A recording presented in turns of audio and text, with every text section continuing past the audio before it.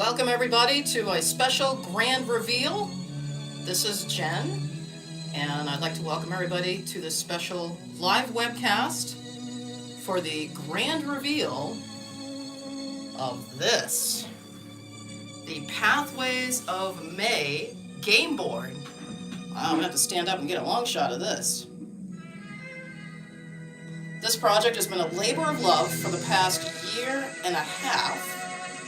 I want to say a year and a half plus, because it seems like it's been even longer than that. But I'm very excited to at long last be able to share this with people. I've been kind of like dropping little like peaks here and there through the course of the year and a half. And a big thanks to everybody out there that's hung in with me that year and a half while I've been creating this. Today, I'm going to share an in-depth look. And I thank you for your compliment. Trying a new way of doing a webcast today where I can actually see people's comments. I'm going to start off by looking at the cover of this game board. I tried to make this worthy for a knight of the British realm. So I took some inspiration from illuminated lettering from Old English. This is hand-painted gold paint. So it has this nice reflective look to it. And for the few that might not know who this person is, this is Brian May, or I should say Sir Brian May. He is many things, but most people primarily know him as a musician in the rock group Queen, but he's a lot more than that. He's also an astronomer, very intelligent fellow. He has a great interest in stereo photography. He also is very adamant about environmental issues, animals, making sure they have a voice. So I've been doing Queen-related artwork, and particularly Brian-related artwork, for the past 30 years. And for those not familiar with my work, before I get into the game board, I was going to get out some of my other artwork that I've done over the years for those that might not be familiar. So I'm just going to go ahead and slide this over a little. Some of you might recognize some of this work that I've done over the years. It's been a lovely 30-year history. This is actually my 30th anniversary is this year, 2023, of Brian artwork in particular. I started doing Queen artwork in 1992, very early 1992. And it's appeared in the official fan club magazine. My artwork I had a really thrilling 20-year run on Brian May's official website. Back in the days before social media, a lot of these pieces appeared on his website. I think this was one of them. This was on one of the fan club magazine covers, I'm pretty sure. All of my work is hand-drawn. It is all hand-colored. I stress that because I have found all over the years that, particularly these days, a lot of people assume that this is all digitally colored.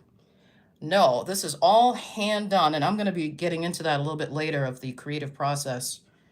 I also tend to draw on a very small scale, as you'll see a little later on. All of this is drawn to scale. This is a massive collage. We got some reflections here. This is a massive collage that I did for Brian's 60th birthday. This was featured on his website back in, let's see, what was it, 2007, I think it was? It was part of a huge birthday card that I sent him. Oh, there's another design. I tried to pick out some of the Brian-centric pieces, since that's kind of the theme of today's webcast. This piece was done for the 30th anniversary of Sheer Heart Attack back in 2003. And fun little fact about this is on the border, you'll notice there's some musical notes here. That's actually taken from real sheet music. I actually clipped that out and used it as a border. And what it is it is actually the notes for the song Killer Queen. So if you know how to read music, this is actually the notations for Killer Queen. I thought it'd be kind of fun to sneak that in, because that's the name of this piece. I named it Killer Queen because of that, and I just love John with his triangle. Some of you might notice or recognize some of my John Deacon artwork. I also did a lot of John Deacon artwork back in the day. Very fond of John. Miss him very much.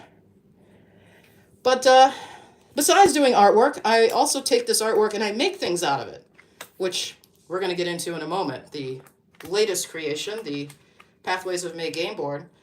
Here's just one of my creations, the officially unofficial paper doll sets. I did all 4 band members. I've only brought out this one for today, though. I made these many years ago. Lots of fun. It is actually something that you can play with. This little stand-up figure in there and all these little clothing outfits you can put on them. Lots of fun. And yes, Brian has had one of these for many years.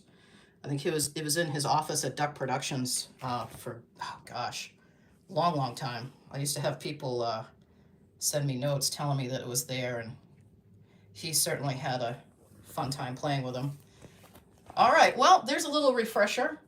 So I'm going to set those aside. And now we're going to get on with the main show. Apologies for the shakiness here. I'm trying to do this one-handed. All right, so the story behind this. There is a tradition that I've done for many, many years where every year for Brian's birthday, I would send him a birthday card. I should have brought my binder down here that has those cards in it, but can't think of everything. And every year I try to come up with some clever idea for a card that I could send him. And for his 75th birthday, which was a couple of years ago, I decided, you know what? I'm going to create a game board that he can actually play, because I wanted to do something special for his 75th. On the back of this folded game board, you'll see the 75th logo that I designed. Yeah, I know I'm a year and a half too late, but this is hand-drawn, hand-colored, and then it's printed, and then I go back and I hand-apply the silver paint. So it has this really beautiful luster to it. I'm not sure if you can really see it on this video, but it really looks nice in person. And then, of course, I have my address seal on the bottom. It's kind of like my signature on these pieces, but I'm not going to show all those details for obvious reasons. So this was designed to be a large card to be sent in the mail. And it took a long time to sort this all out in my brain of how to design this so that you could have a functional game board that you could actually play, that you could mail in the mail. So why don't I go ahead and open this up, and we will go ahead and take a look here. I actually picked out some musical accompaniment. Let me go ahead and get that queued up here, because we got to have some musical accompaniment for this. Totally need to have some musical accompaniment. All right, here we go. So we've seen the cover with our 3 various decades of May. We have the 70s, we have the 90s, and we have today. So this is our cover. And when we open this up, there's a surprise inside. This is what's inside. It's directions for playing the game. And our little game pieces are in here. These actually come out of this little pocket. So you can choose your May that you want to play the game with. And then these are the directions for how to play the game, and I'll let you guys all read those. Oh, let me put Brian back in here, and I'll let you all read the directions here.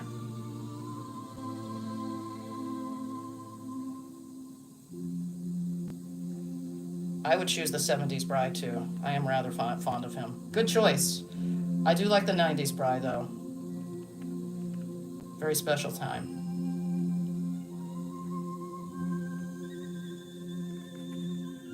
And now,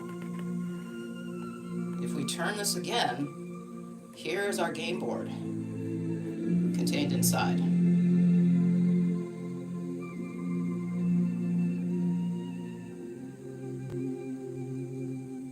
And of course, we have to start at the very beginning here. This is Brian's childhood home where his parents lived. I will go back and talk a little bit more about that a little later. As we go along the path, we have Brian's parents. We have a very young Brian who's just growing his hair in, playing his banjolele.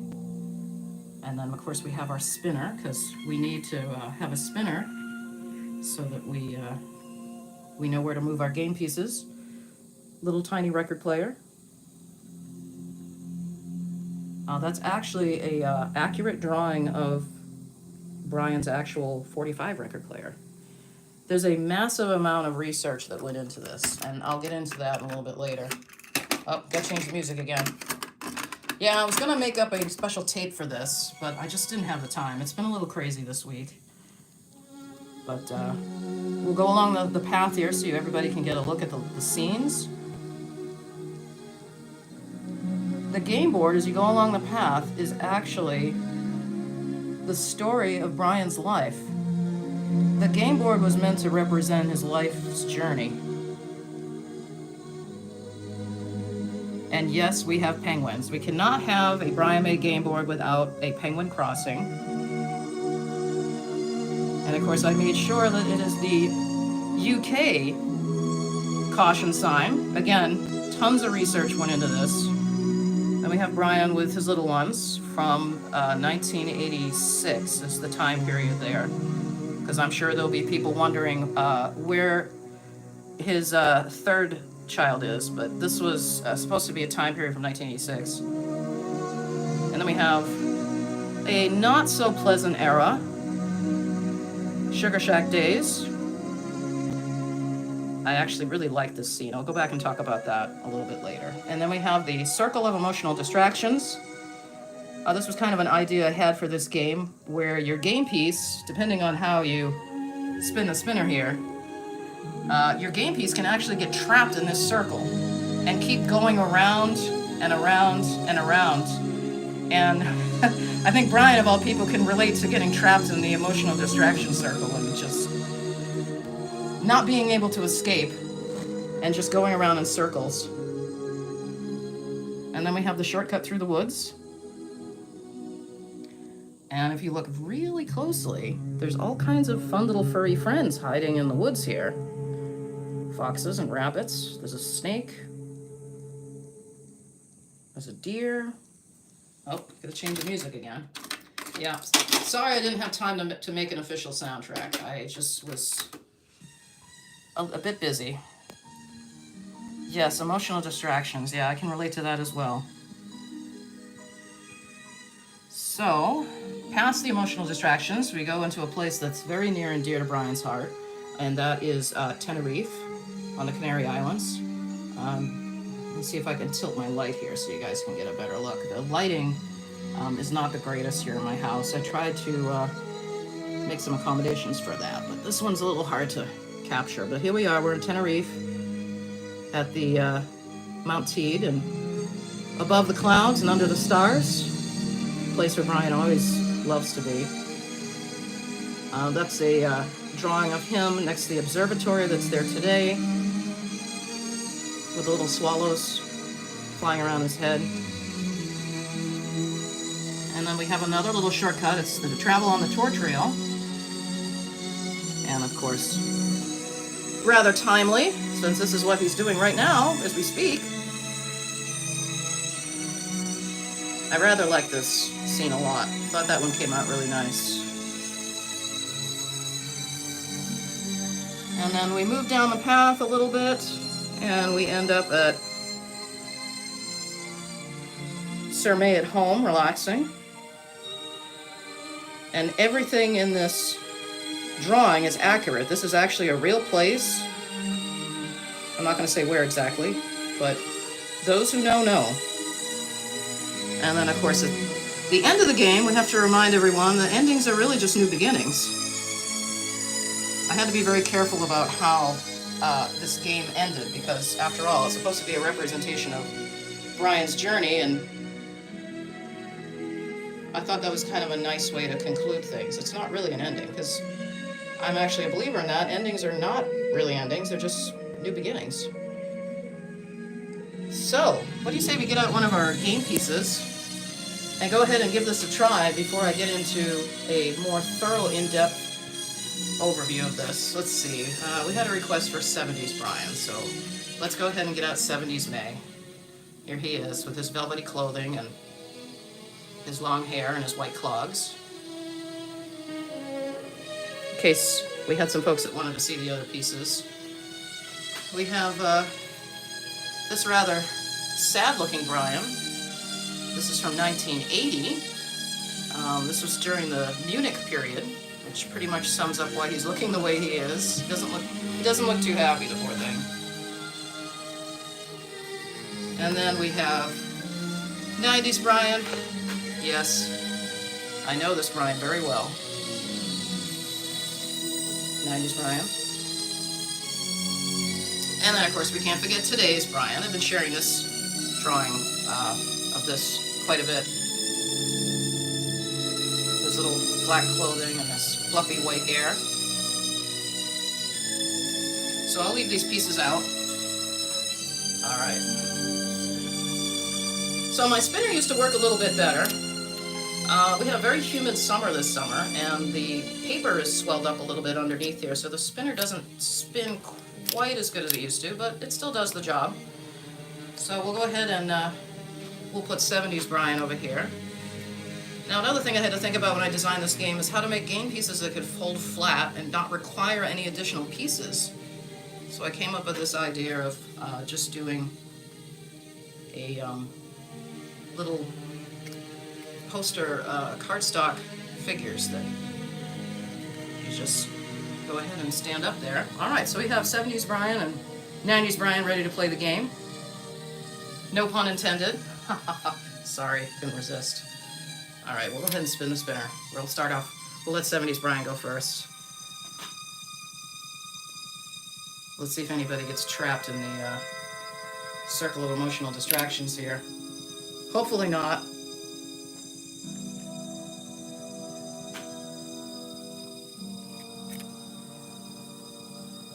And then, of course, as you're going along the game board, some of these spaces have directions. So obviously, if you land on those spots, you're supposed, like in this case, it looks like our 90s Brian is.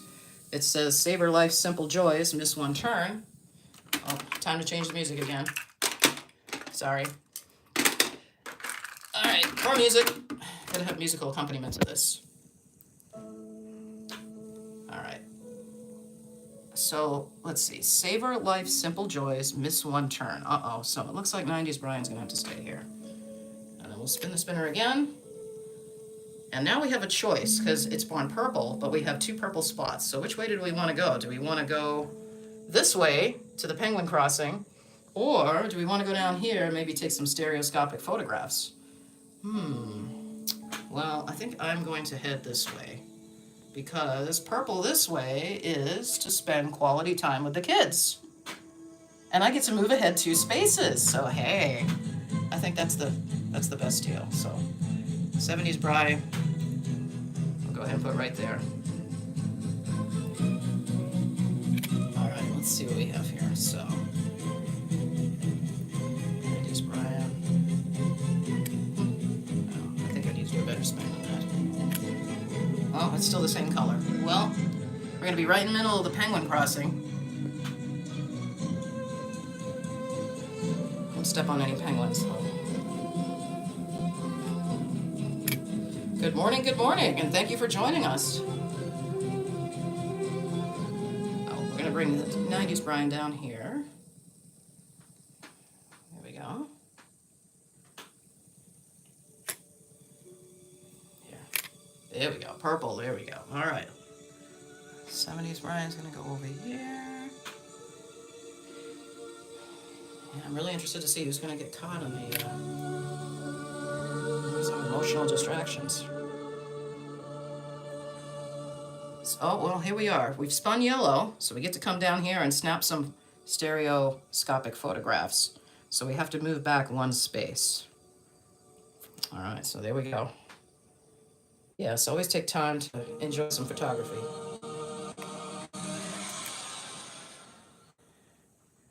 Oh, we've had another crossroads in our life. All right, here we are. We're at the purple space. So our next move, we can decide whether to go this way or this way. I think I'm purposely going to go this way because I want to see if we get trapped in the circle of emotional distractions. All right, here we go. So blue for 90s May. Okay. this guy. Oh, blue yet again. All right, so we have to decide which way to go. I don't know, I think it kind of makes sense. I mean, if I go this way, I'm just going to kind of end up going back to where I was, although I could maybe hope to go through the shortcut through the woods. So as you can see, this game board, the layout, was another thing that I spent a long time thinking about. I wanted to have these fun shortcuts that your game piece could use if you happen to land on the correct color space. So, I mean, obviously, if you take the shortcut through the woods, you've pretty much escaped half the game here, and you've got a pretty good chance of winning the game. But just for the sake of making it interesting, I'm going to go this way, because we know 70s Brian loves to hang out in Tenerife. Oh yes, that's where he did some of his early astronomy work when he was at Imperial College, as all the I'm sure the Brian fans know already. Let's see. Okay. I don't know. It looks like 70s Brian might win this game. He's doing pretty good. He's definitely ahead of 90s Brian. Here, I need to spin. Oh, I keep getting blue here. Like I said, my spinner used to spin a little better before the humidity hit us this summer. I'm gonna cheat a little bit. I still keep getting blue. Okay, there we go. We got yellow. Oh, but good. That's great, because look, we've got yellow. Oh my goodness, 90s Brian is going to get to take the shortcut through the woods. A place that he likes to spend some time in these days. Yes, okay, so here we go. We get to take the shortcut through the woods. And here we are. We're in the country now. Meanwhile, we have 70s Brian still up here in Tenerife. All right, let's find out what his destiny is going to be. And yet again, we have blue. But that's okay, because now he gets to come down here with this other, something else he really enjoys. Playing his red special. Alright, let's see what 90s Brian gets to do next. Oh, he gets the yellow space. Okay, so we're going to move him over here. Let's see what it says. It says, reflect on new endeavors, pause for one turn. Alright, so he's going to get to stay here at home and relax a little bit. This is going to be a close race. Who's it going to be? Alright, let's spin again. Ooh. Wow, that is right on the line. Okay, let's try that again. And that one is purple. So 70s Brian needs to come down here, and he has a little message. It says, take time to let nature inspire you. Move ahead 2 spaces. Oh, fantastic. So look at this. He gets to go here.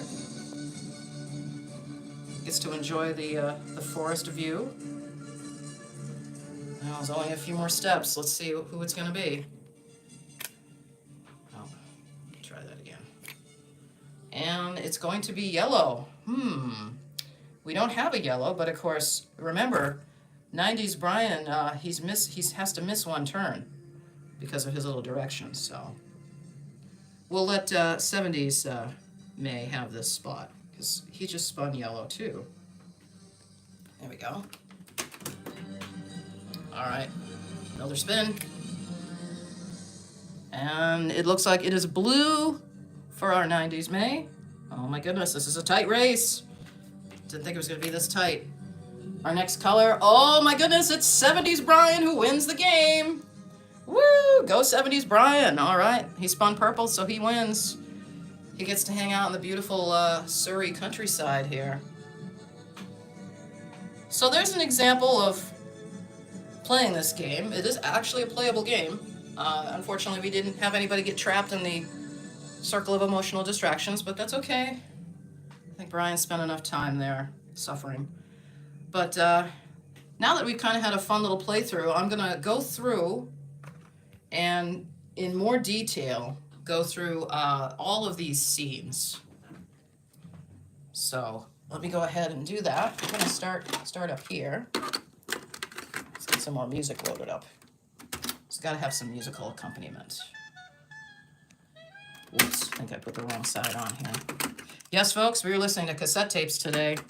Because like I said, I didn't have time to put together a soundtrack. I really wanted to, too.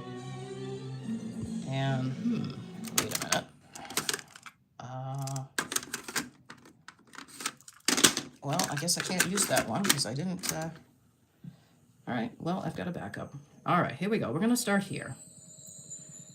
So, at the top left-hand corner of the game board is this scene. This is a drawing of Brian's childhood home. This is where his parents lived.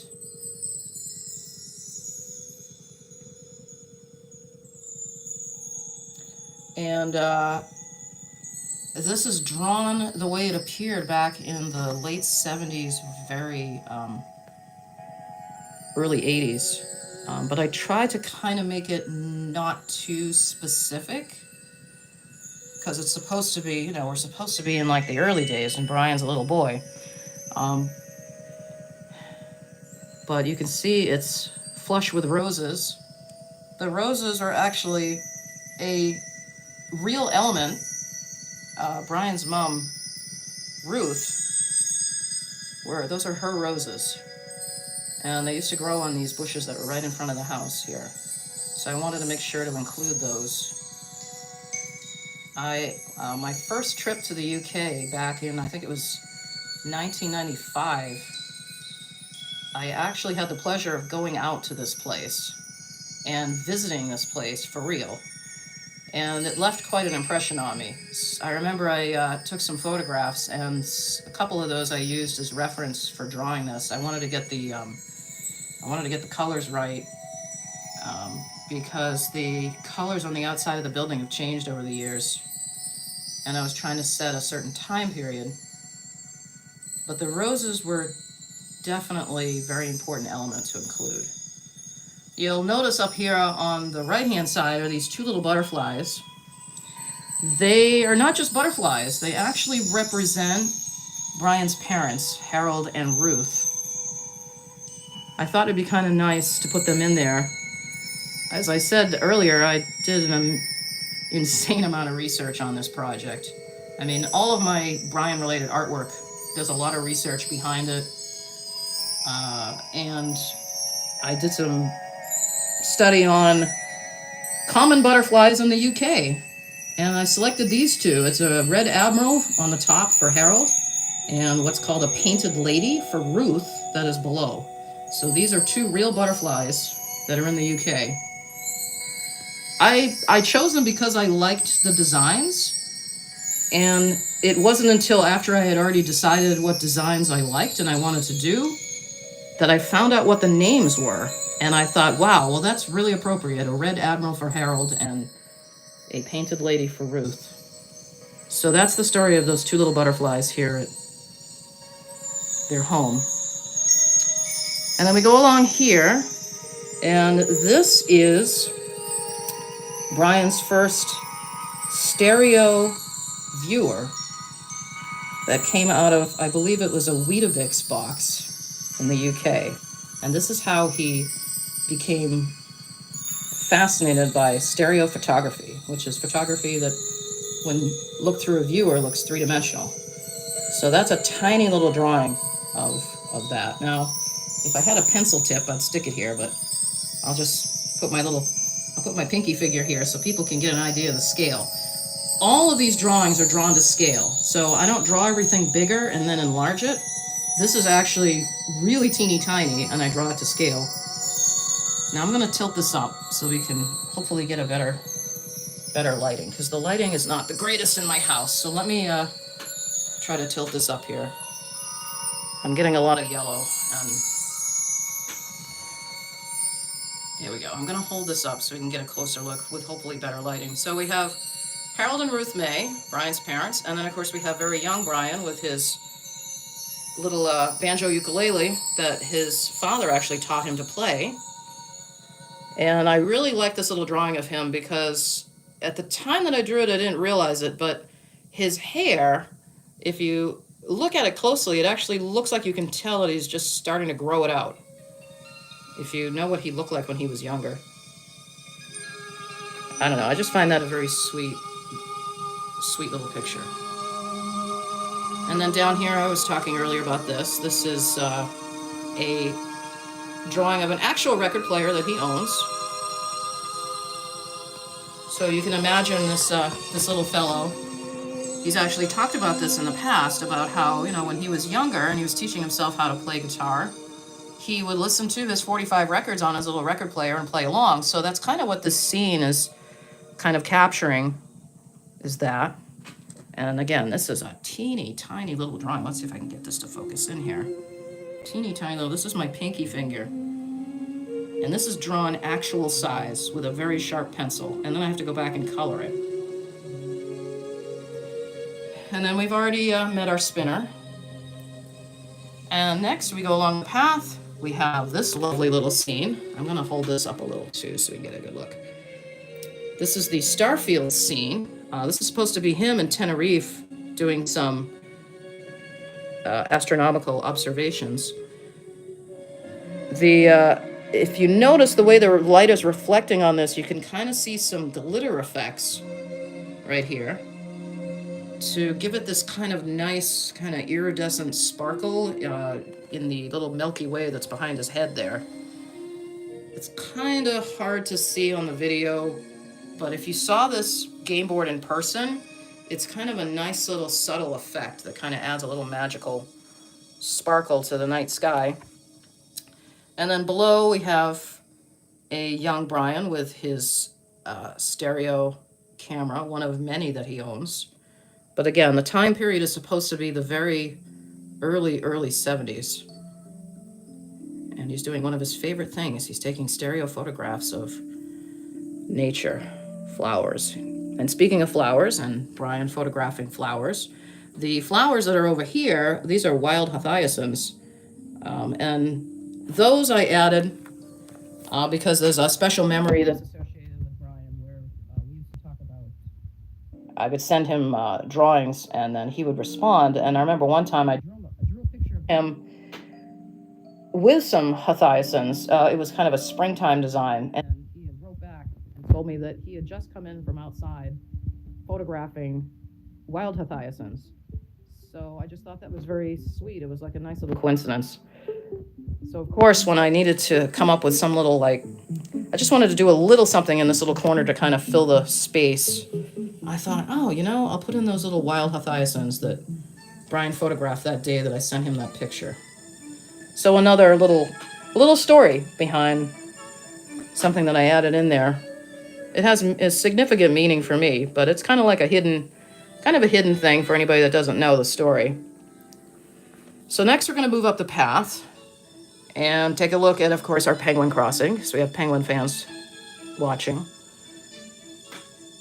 Oh, I just had a note from my sound engineer telling me I got my hand over the microphone. Sorry about that, folks. Yeah, like I said, I'm trying out a new way of doing a webcast, so this is all new for me. So we have our penguin crossing, and these are actually real penguins. At the top of my head, I don't recall the actual species, but I don't remember. My brain is like at a standstill right now trying to remember. But like I said, I research a lot of just about everything in this game board. Everything in my drawings has meaning or it's been researched. We're gonna move on to this scene. This was the scene from the mid-1980s with Brian with his two little ones. And this scene I kind of struggled with. I wasn't really sure how to portray the kind of family togetherness that I was looking for this scene. When I go back and show you some of the behind-the-scenes sketches I did to put this together, you'll notice I kind of struggled with this scene. Originally, it was going to be something completely different, but then I realized, well, wait a minute, what is something that every parent does with their child? Something that no matter where you live in the world, you can identify with this. And I was like, well, reading a story, of course. So that's why I came up with this idea of having him spending quality time with the kids. You know, being on the road all the time, it's tough when you have a small family at home. So I wanted to kind of convey the whole unity thing. That's why you have kind of the circle in the background here, which, you know, circles always symbolize kind of unity. And then, of course, the two of them sitting on his knees reading the story. And, of course, the kids are very excited because they get to spend time with Daddy. So we'll move down to the shortcut through the woods. One of the 2 shortcuts I put in this game. And this is, of course, May Woods, what it will look like someday when all the trees have grown tall. But we have all kinds of little creatures that are hiding under the trees here. Bunnies and foxes and some birds. There is a couple of bunnies. Down here we have some mushrooms and a little snake coming out of the log. And then, of course, we have the deer hiding under the tree. I had a lot of fun coloring this scene. It took ages. Like I said, normally it takes me a couple of days to do a design, but this took a really long time because I just don't have the time to devote to complicated art projects like this, and I just took my time because I knew this was going to be something special. Now we're going to move into this scene. This is one of my favorite scenes on the whole game board. It's the Munich days in the late 70s, very early 80s, where we have Brian here, kind of head down, hunched over a table, drowning his sorrows, contrasting against the festive nightclub atmosphere in the background. This is supposed to be the Sugar Shack in Munich, Germany, where he spent some time with the band. In the end, I think he ended up kind of regretting it a little bit. But hey, there was some great music that came out of that time period. And again, in this scene, there's a little subtle kind of glitter effect that I've added to the disco ball here. You can kind of see the iridescent, just to kind of give it a little sparkle. I liked this scene because it was such a contrast. And Brian is giving you this glare, like you're really kind of interrupting and intruding on his space here. Even though he's very isolated and alone and really feeling kind of down. He's really giving you this glare that he doesn't want you bothering him. And I think I really liked that. Now we're going to get into the circle of emotional distractions, the little mini. At the time I was putting this together, I called this the little mini masterpiece, but I think I'd rather let the audience decide that for themselves. This is 6 Mays from various time periods going through emotional ups and downs. We'll start, of course, even this tells a little bit of a story. If I can sit down here for a minute. So up here we have a very young, kind of 70s May. He's looking quite happy at whatever he's looking at. So you could kind of interpret this as perhaps like the temptation. And then as you move along the circle, you move into the next period where you have kind of this kind of drained looking May, looking like he might be questioning what he's done. And as you move further down the circle, you can see that whatever that is, this is another time period. This is the like 1970, this is kind of like a 1979, 1980 time period. You can really see it's bothering him. Something's really bothering him. And then you get to this stage, again, like probably 80, 81, and he's just basically realizes, oh my gosh, what have I done? Great. I mean, I really tried to capture the emotion in these pictures. Drawing Brian is a very emotional experience for me because you really kind of have to get into his headspace to be able to, for me to be able to draw the pictures like this. I really need to get into his headspace, how he was feeling at the time period, what was going on in his life. I can't just draw a little Brian. It has to have some kind of a meaning or a story behind it. Of course, this is the early 1990s. I want to say probably 90, 91, where just, the sadness is completely kind of engulfed him. But you can see as we're progressing, the hairstyles are changing. And then, of course, we end up here with kind of contemporary. So the kind of, you come around the circle, he's had his little fling, his little temptation, and then he's, thought, well, maybe that wasn't such a great idea, and it's bothering him, and then he accepts the fact that he's made a mistake. Then he's sad about it, and then now we've got to the end here, and he's just going to accept that, hey, I gotta move on. Like the note says here, it says, don't let sadness drain your energy. So there you go, the Circle of emotional distraction. So while you're playing this game, you, if you spin yellow and you end up on this spot, then you have to keep going around this circle. And the only way you can get out of the circle is if you spin blue. And if you don't spin blue, say you spin orange and you're over here, you gotta go all around like this. There's no escape unless you spin. And that is, I thought was kind of like a interesting way of kind of captivating that trap that the poor man has been in several times. But let's move on to happier things, shall we? We've got some happier music to accompany us.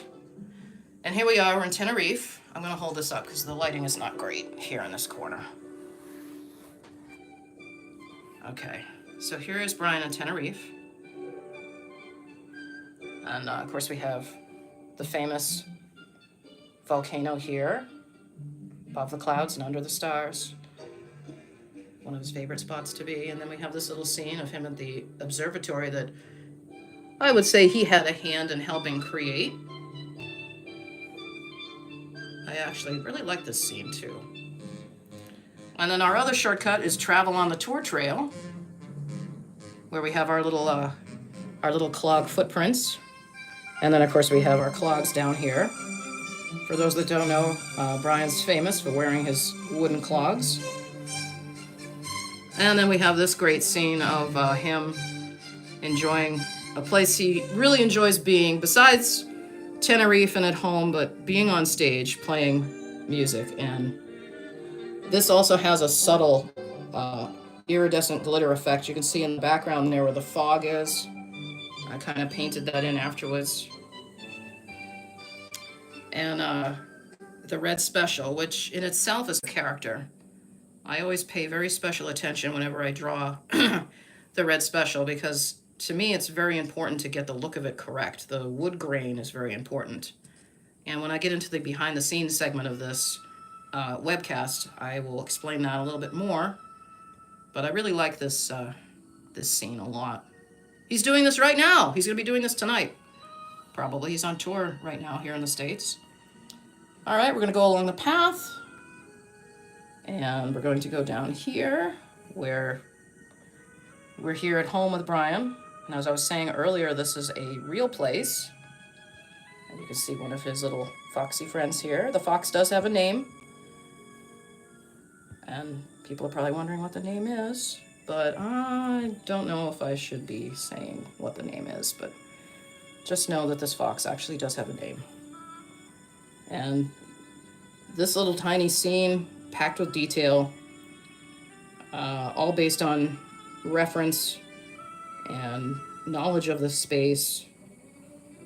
I had a ball coloring this to try to get like the wood grain in the walls in the background and the velvety feel of the little couch cushions there.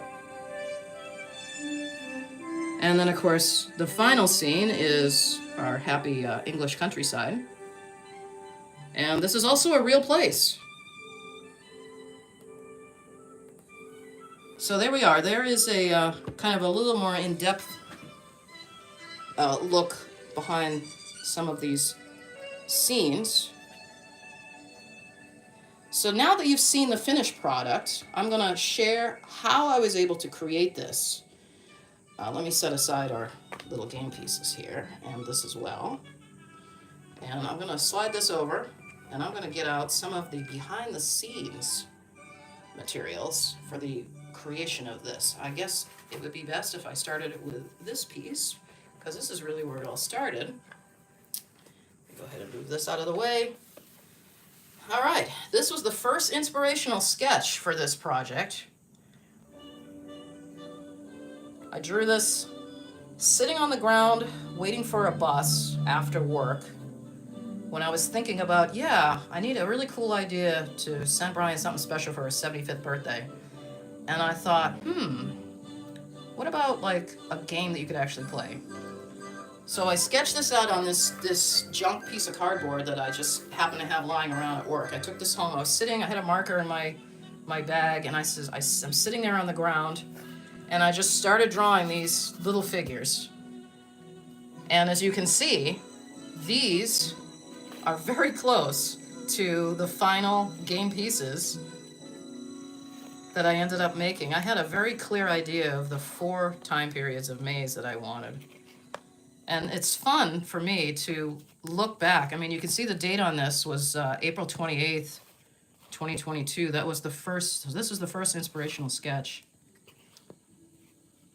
And if you look at the kind of the rough, just the rough ideas, they're very close to the finished artwork and the finished game pieces that ended up being created more than a year later. I just think it's kind of cool to look at that. I mean, everything, even like, you know, the sunken in eyes, the expressions, the body postures, and I try to think a lot about the, probably the most important, for me anyways, the most important part of doing, particularly the Brian artwork that I do, is the eyes. The eyes are very important to get right. You really need to feel something when you're looking into those eyes, you know, whether it's like a sadness like this, or he's, you know, you can definitely tell he's looking a little drained, to maybe like a little whimsy, a little uncertainty, but a little whimsy. And then, of course, a little more confidence you have here, like a little more confidence. And the other is body posture. Just looking at these 4 game pieces, they tell a story. You know, you have kind of the slightly insecure, unsure May, you know, is kind of holding himself.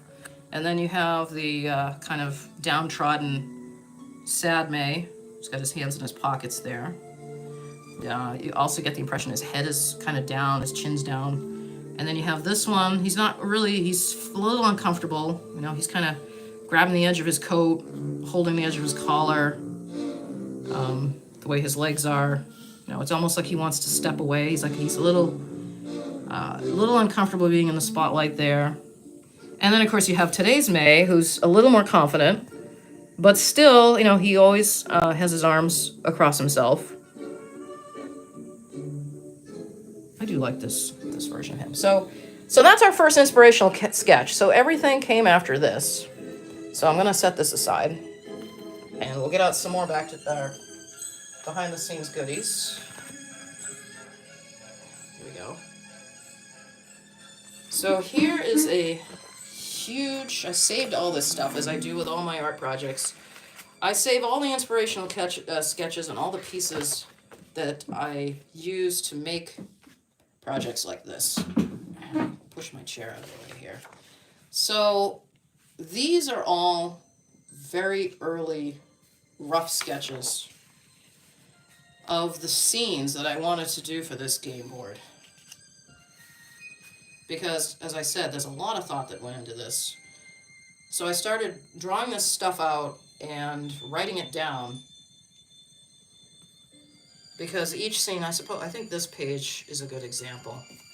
Why don't I put this on this piece of cardboard? Because I think it'll be easier for people to focus on one thing at a time. So, for example, here, let me move these out of the way. Sorry, Brian, I gotta move you out of the way, my friend. Let me put you over here. Okay, I think it'll be better if people can focus on this a little more. So, it's a rough sketch of the scene, and then it's a description, and sometimes I will make notes of the colors I want to use, the general vibe that I want the viewer to feel while looking at the scene. A perfect example is the Sugar Shack scene, which we saw a little earlier. The scene actually changed. You can see this one, it's depicting him as much more depressed, but everything else, you know, everything that's written here pretty much is captured in the actual scene itself, which, let me get it out here so we can take a look at it. We can compare the both of them together. Here we are. So the finished scene is much more kind of aggressive, and I wanted people to feel uncomfortable when they're looking at him. You know, he really is kind of disturbed, and he wants to be left alone, while this one was creating sympathy, and I didn't really feel it was appropriate because that was already captured in the game piece from that same time period, which is this here. You know, we've already captured that kind of sadness in the game piece, so I felt it's going to be a little repetitive if we do it again for the Sugar Shack scene, so I decided to change it. When I drew it, I changed it to a much more kind of off-putting, disturbing scene, which I really like. I really do like this scene. So that's an example. So these are all rough. There's like a few pages of these that are in here. We'll go ahead and go through some more. Here's another example of, this was a scene I was going to do for the tour trail. I was actually going to have pictures of Brian, packing his little suitcase and getting on the plane. And then, of course, we had the finished image of him, the finished image of him with playing his guitar. So again, if I can put this against. So the tour trail scene was going to be a lot more complex. But in the end, I felt it was too much. Because, sometimes less is more. And if I fit those, if you're looking at this side of the game board, if I had squeezed in all 3 of those images of May, I just think it would be too much. It would have been just too complicated. But you can see the very rough sketch of this and then the finished work. So, but that's what you do. You rough it out on paper and take a look at it and decide, hey, is this something that's gonna work? Is it not gonna work? Here's another example. Again, this scene is pretty close to the finished scene. I'll put this up here so people can see. This was May 2022 I was doing this. So, let's see if I can move this down a little. What's interesting about this rough sketch is, again, I have all my notes about what I want it to look like, how I want people to feel when they're looking at it. You can see here mood, reflection, content, and then you have kind of like the roughed out scene. Also, I made a notation of how I want the shape of the scene to be. You'll notice some of these have almost like a cloud shape, or up here you have what looks like cigarette smoke kind of leaking out of the scene. And of course the circle for unity, the family togetherness. This one I wanted to have kind of like slants of light to kind of close off, because it was going to be a complicated background and I didn't want to just do a plain background. I really wanted people to know that, oh, he's at home, he's relaxing, he's content. So it needed to be very detailed.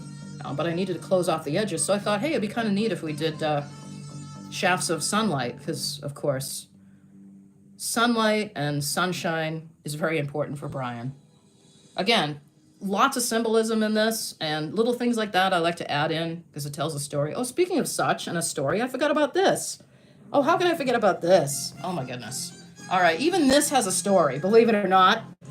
Remember I was talking about earlier how I went to the UK in 1995, and I actually visited this place, which was great.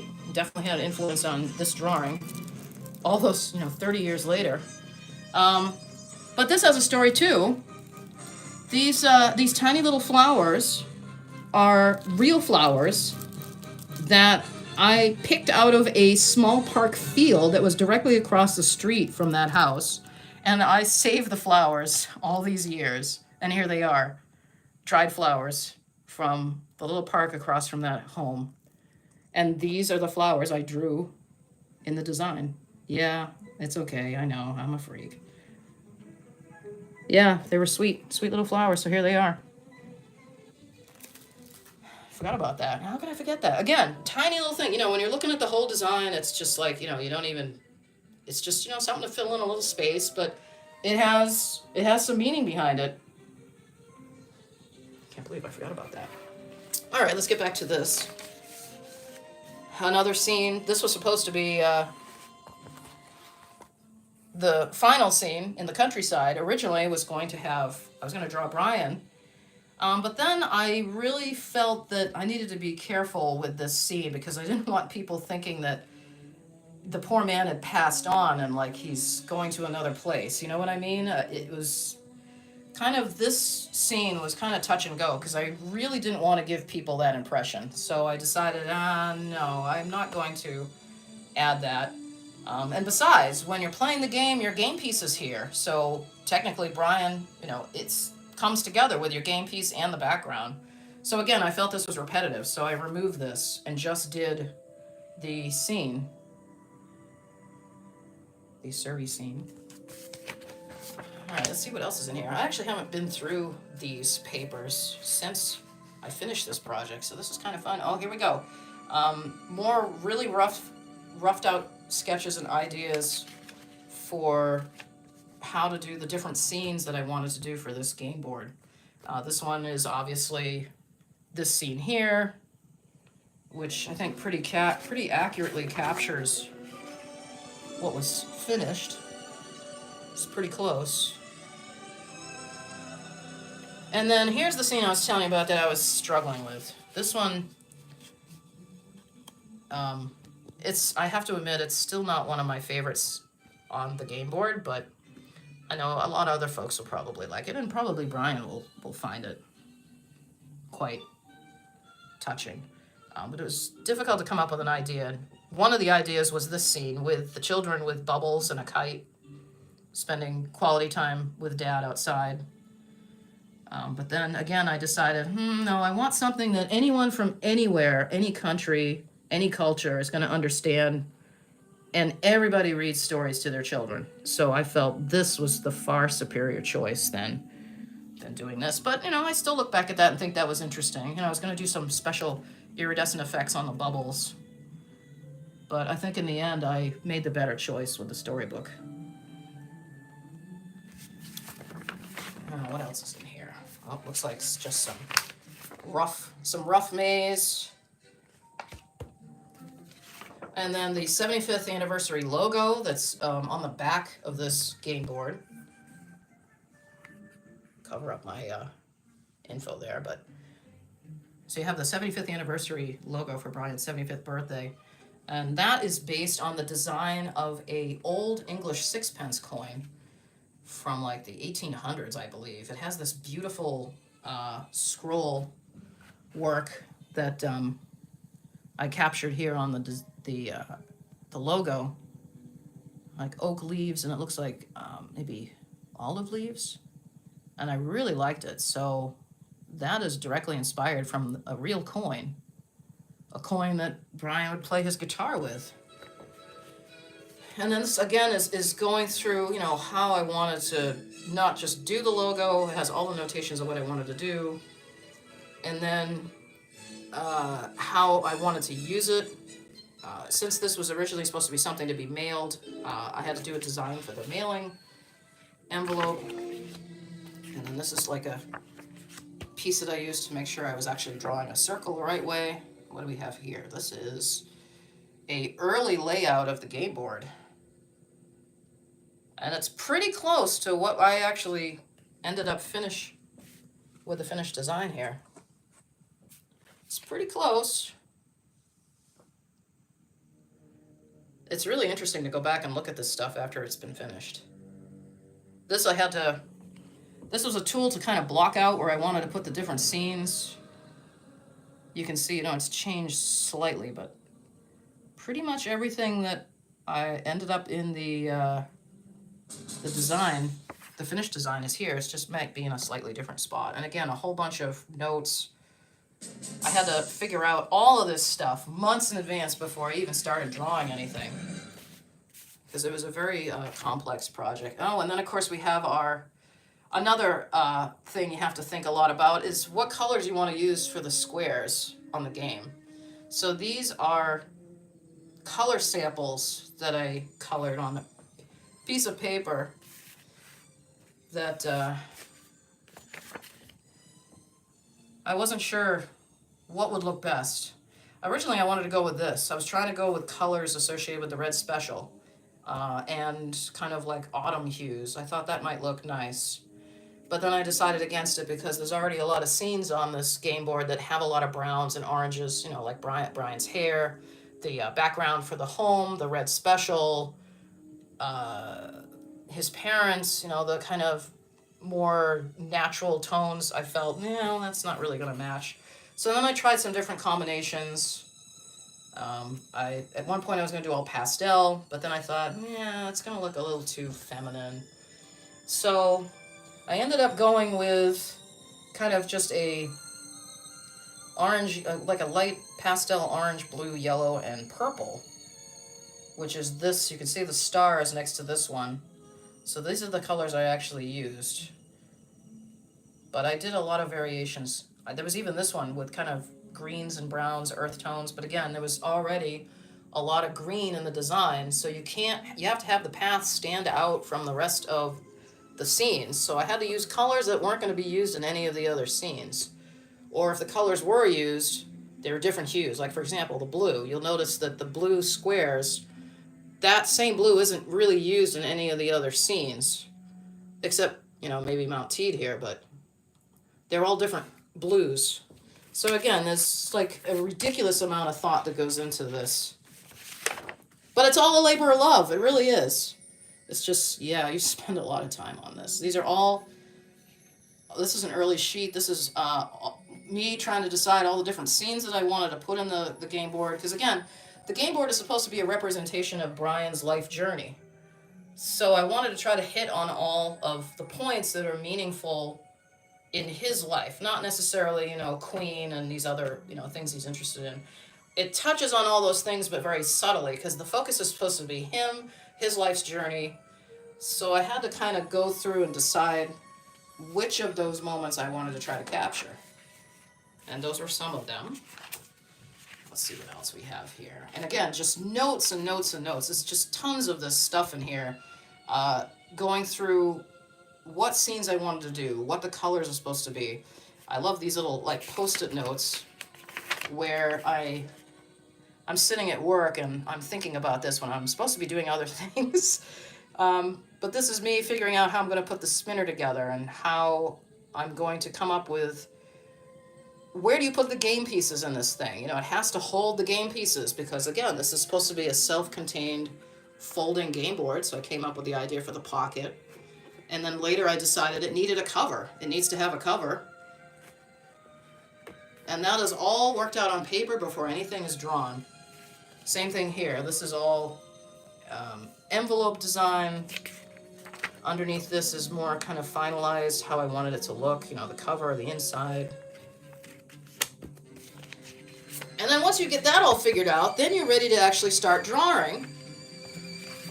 And here is a black and white copy of the original pencil line work that I did. And I did this to use as a color guide and also to experiment with some coloring effects before applying them to the original artwork. So you can see, like, particularly this scene, this is just kind of a experimentation with the color to see what it would look like before I applied it to the finished scene, because since I do all my work by hand, there's no going back. If you make a mistake or your pencil ink bleeds out, that's it. There's no going back. So it's a very precise, intense process. There's no delete button and there's no, erase button. So this is me just figuring out where I wanted the colors on the squares and, again, experimenting with some of the colors. This was a change here.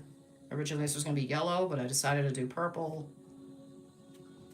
So yeah, interesting to go back and look at all that.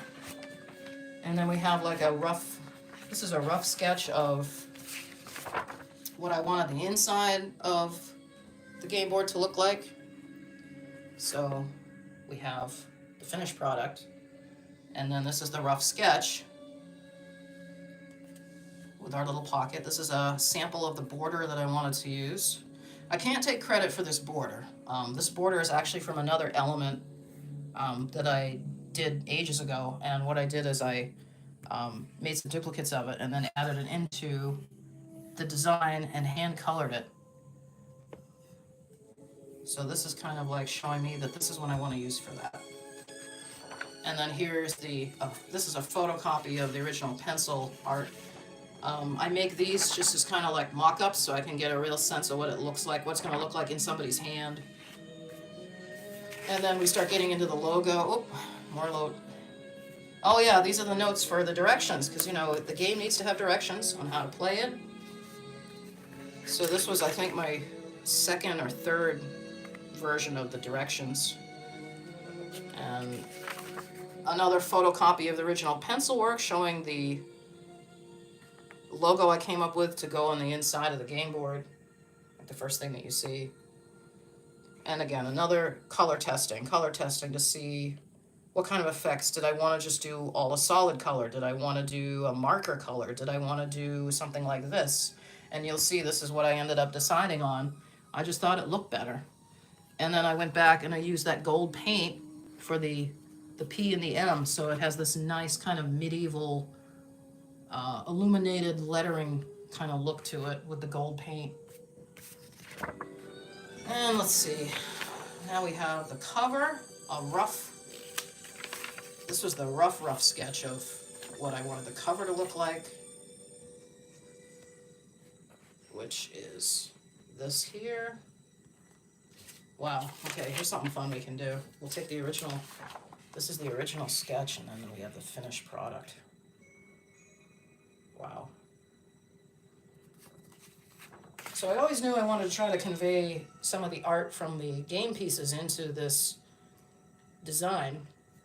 The lettering, the cover is actually inspired by King Charles's coronation invitation that was sent out when King Charles was coronated. There was this really lovely kind of Old English style artwork invitation that went out to the guests, and that was kind of the inspiration for the cover. I thought it would look really nice. It'd be kind of fitting for this, because like I said, I needed to make this worthy of a knight. And the illuminated letterings, I did some research into illuminated letterings, medieval letterings. This is a photocopy of the original pencil art, showing the detailing of all of the lettering. You can really kind of get lost in the detailing. I added the roses, as you can see. Again, the roses represent Brian's mom, Ruth. So there, you can see, here's another one here. They're kind of hidden into the design. Or I guess the term we like to use is they're incorporated into the design. But yeah, they're there in the finished design, but some folks kind of overlook them because they're busy checking out Sir May. That was a little covered up. And then we have some pages, color test. Again, these are photocopies I make of the pencil lines just to use as like a mock-up so that I can fool around with the colors on paper before I apply anything to the finished design, because again, I can't go back and change it once I do it. So this is just various tests. It's another envelope design. I'll take this off so you can see this. You can see I'm trying out some different colors. I didn't know whether I wanted to do red. I didn't know if I wanted to do purple or if I wanted to do blue. But if you try this out on these mock-up pages, you can get an idea of what you'd like to do before you actually do it. So the title of this piece, Pathways of May, I didn't come up with. That was another thing that I kind of struggled with, was trying to come up with a really fitting name for this project. And that was one of the last things I came up with, was the name. This is these are sketches that are towards the end of the kind of conceptual stage, figuring out how I was going to make the spinner. Something, you have to have something that's going to lie flat inside of something that's folded, and finalizing the B, H, and M for the cover. You know, what was that going to look like? And then again, many drawings of this, just kind of engineering how this was supposed to go together, how it was going to fold, the pieces are going to be held in the pocket, and the it's more than just being folded. This is actually foam core with a special joint that I made. I've done this for many of my cards over the years, so that when you open this up, it folds flat. That was very important. So again, another thing that most people don't think about, but I had to think a long time and figure this out. So this lies flat so you can actually play it, but you can fold it in half so it's easy to mail and it's easy to store somewhere. It's not going to take up a lot of space. And this is, again, just all notes about that. This was a mock-up of the spinner. I took a, when I took the original artwork to a printer, I made a couple extra prints. And this is a cut-off piece that I used to kind of play around with how to make the spinner so it would lie flat but still work. And I was very happy with this design. So this is like the test spinner. Have to make sure it works. And then we have this, which is a rough little, I guess you could call this a little paper model of what the finished thing was supposed to look like. So you have your cover, you have the inside, and then you have your game board, and then you have your back. And this is basically what this is. It's the same thing, except this is just a rough model I just drew up quick one day. So I had it very clear in my mind exactly what I wanted this to look like. And then I think this last piece here is another, this is a copy, this is the original artwork I had color printed. And then this was the test of the gold paint. You can see this first one here, the paint really doesn't look that good. It's very like spotty, and it doesn't have that reflective like gold leaf quality I wanted. Yeah, it looks really terrible. I mean, look at that. It's very blotchy and blah. But then the second one, you can see the paint has a much better effect. So this was kind of like a test, and here's a paint sample here that I did sprayed on a piece of paper. This was actually spray paint, this test, and I really liked the way this was shiny and reflective and quite nice. So I ended up going with that. But I have to say that hand painting these was not fun because the fumes from this paint were horrible. Oh my gosh. I was poisoned for 2 days after I painted this, and I had to do this twice. There's 2 of these. There's, I always make, whatever I make, I always make a duplicate for myself. So there's actually 2 of these game boards. I won't say who the other one's for. I think you can figure that out. All right, so there we are. That is kind of an inside glimpse of, oh, and there's even one here. Oh gosh, this is, I think, the very first sketch. Back when I was not going to do a spinner, I was going to do a little cardboard cube. So, you know, you'd roll your little color cube and decide where you're going to move your pieces. Yeah, that's probably the earliest, one of the earliest, next to the original sketch. And then there's one other element. I was talking about how I do lots of research for my art, and the Red Special, Brian's precious handmade guitar that he made with his father, has a lot of meaning for him and for me as well. But when I draw this guitar, it's a character in its own right, and I was saying about how it's very important that I get the look of it, you know, because it's like its own personality, it's its own character. So years ago I did lots of research on Brian's guitar, and it really is like its own character. And I also have reference photos that I use to make sure that I get the right coloring. And these particular photos I actually shot myself at a special photo session that I was very fortunate to be able to experience and spend some time with this instrument. So I've had these pictures for several years, and I absolutely love them because they're very special. They're special photos. Haha, yeah, I made it funny.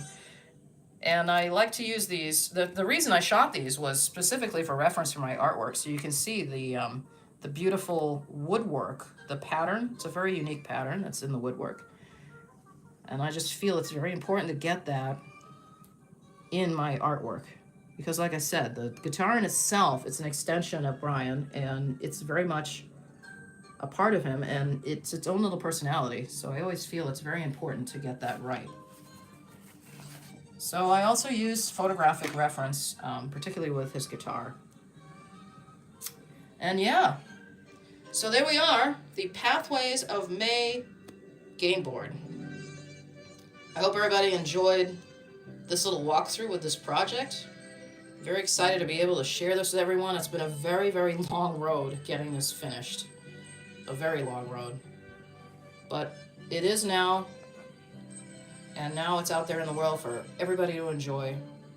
So thanks everybody for tuning in, and I'll be sharing some more photographs of this in the future. Thanks everyone. Ta-ta.